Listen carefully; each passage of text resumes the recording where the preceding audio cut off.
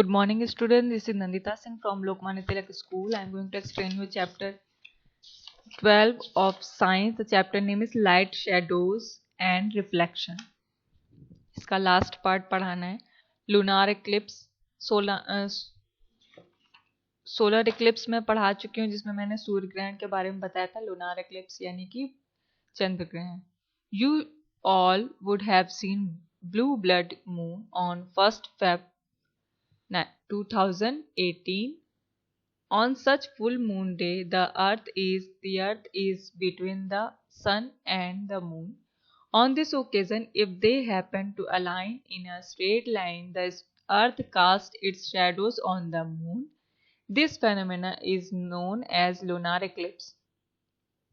You all would have seen blue blood moon on 1st Feb 2018.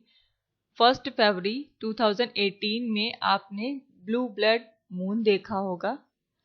On such full moon day, उस दिन full moon day था जिसमें earth is between the sun and the moon, जिसमें earth सन और moon के बीच में था. इस ओकेजन पर क्या हुआ कि if they happen to align in a straight line, जब वो एक साथ तीनों एक लाइन में आ गए तो अर्थ की जो शेडो थी वो मून पर पड़ने लगी. इस फेनोमेना को, इस प्रोसेस को हम लूनार एक्लिप्स कहेंगे, चंद्र ग्रहण कहेंगे. When the entire moon is in the earth's umbra, the total lunar eclipse is observed. और जब पूरा मून जो है वो अर्थ के सेंट्रल पार्ट में हो गया तो ये total lunar eclipse is observed. जब वो पूरे सेंटर पार्ट को कवर कर लेता है अर्थ, तो लूनार एक्लिप्स ऑब्जर्व हो जाता है, लूनार एक्लिप्स हैपन हो जाता है, यानी कि पूरी तरीके से चंद्र ग्रहण कवर कर लेता है.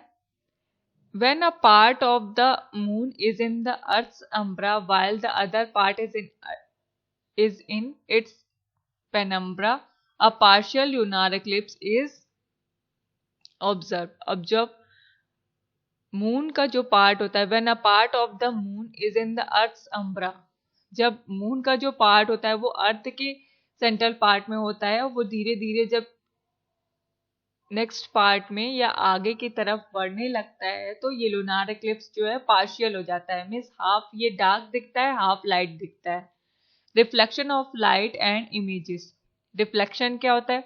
What happens when you throw a ball at a hard surface.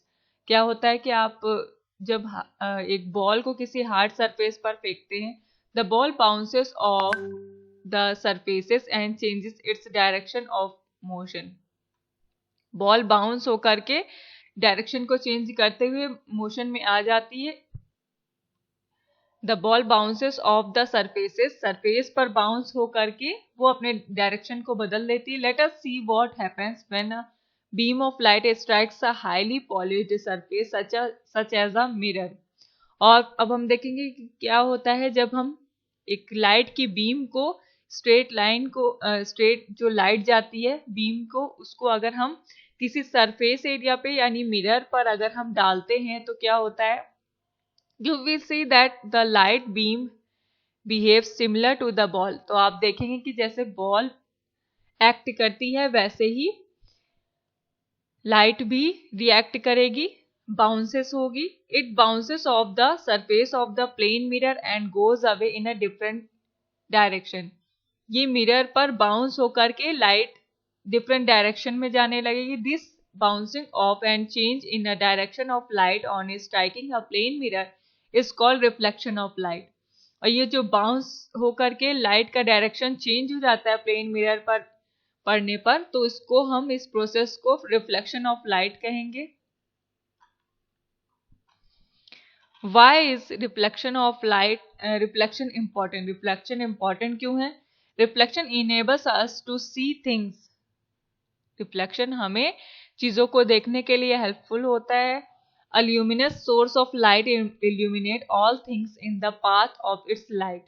Luminous source जो है लाइट का, वो हमें एरिया की सारी चीजों को देखने के लिए हेल्पफुल होता है. A luminous source of light illuminates all things in the path of its light. जो luminous source होता है लाइट का, वो सारे एरियाज पर लाइट स्प्रेड करता है। When light is reflected from an object enters our eyes we see the object. और जब लाइट किसी ऑब्जेक्ट पर पड़ करके रिफ्लेक्ट होती है तो हमारी आंखों में पड़ती है, तो क्या होता है, हम उस ऑब्जेक्ट को देख सकते हैं। A plane mirror reflects most of the light that falls on it. Plane mirror जो होता है उसमें बहुत सारी लाइट जो रिफ्लेक्ट होती हैं। Plane mirror reflects most of the light that falls on it. जो भी लाइट प्लेन मिरर पर पड़ती है उस लाइट को वो रिफ्लेक्ट करता है। So when light from an object falls on a plane mirror it is reflected away. इसलिए जब भी कोई when light from an object, किसी भी ऑब्जेक्ट से लाइट अगर प्लेन मिरर पर डाली जाती है तो वो उसको रिफ्लेक्ट करता है। The image we see are the image we see of ourselves in a mirror is form in a same way. और जो भी इमेज उस पर पड़ती है मिरर पर वो भी उसी तरीके से रिएक्ट करती है। The surface of still and clear water also behaves like a mirror. जो सरफेस होता है वाटर का वो भी क्लियर वाटर का वो भी इसी तरीके से रिएक्ट करता है जैसे मिरर करता है। That is why we sometimes see reflections of trees, buildings, hills and other objects in the lake और pond water।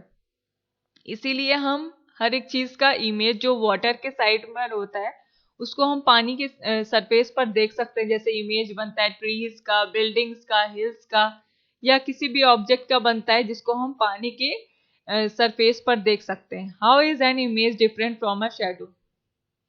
ये एक एक्टिविटी के थ्रू है। We know that a shadow is form due to the absence of light. हम ये जानते हैं कि shadow a shadow is form due to the absence of light, कि शैडो तभी बनती है जब लाइट की एब्सेंस होती है। So a shadow is always black and it shows only the outline of the object. तो इसलिए शैडो जो होती है हमेशा ब्लैक होती है क्योंकि वो लाइट की एब्सेंस में बनती है और वो किसी भी ऑब्जेक्ट की सिर्फ आउटलाइन को ही शो करती है। On the other hand the an image is form due to the reflection of light. Image हमेशा लाइट की रिफ्लेक्शन से बनती है। So an image shows all the details of an object including its colour. और इसलिए image सारी details को show करती है, सिर्फ आउटलाइन को शो नहीं करती, सारे कलर्स को शो करती है, ऑब्जेक्ट के सारे फीचर्स को शो करती है। ये चैप्टर आपका कंप्लीट हो गया। ये कुछ ग्लॉसरी के वर्ड्स हैं, इसको टिक कर लीजिए, कॉपी में कर लीजिएगा। टिक द करेक्ट ऑप्शन है, बुक में करना है आपको।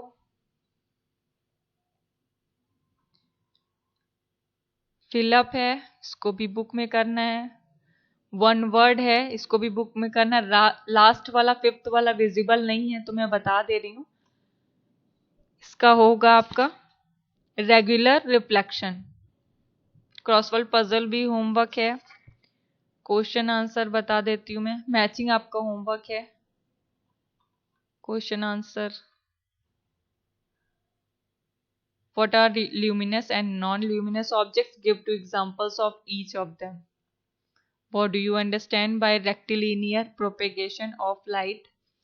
Define solar eclipse and lunar eclipse. We should not see solar eclipse directly through our unaided eyes. Give reason. Differentiate between transparent, translucent and opaque materials. Give suitable examples. Complete your work. I am going to end this class. Good day.